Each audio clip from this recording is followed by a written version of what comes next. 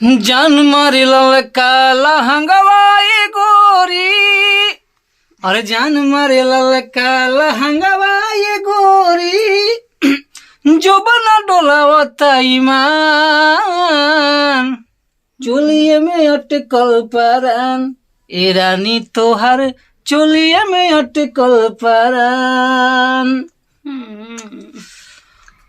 अरे हरत जीवन नरी नैने नहरा डर लागे।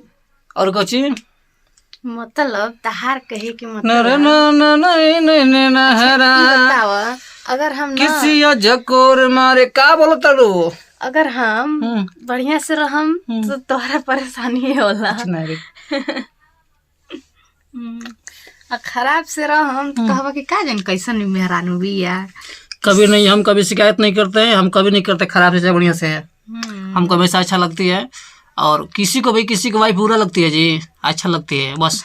कहे का मतलब पति का अपना सम्मान करे, मान सम्मान करे, उसका वैल्यू दे और उसकी इज्जत का ख्याल करे, अच्छा से रहे और उसका सेहत का हमेशा ख्याल रहे, खाना वाना बनाए खाए टाइम पर, तो क्या चाहिए और। हाँ फेशियल करा देना, तो चलो लिया चलते हैं, निकला करिया हो गइल बहन।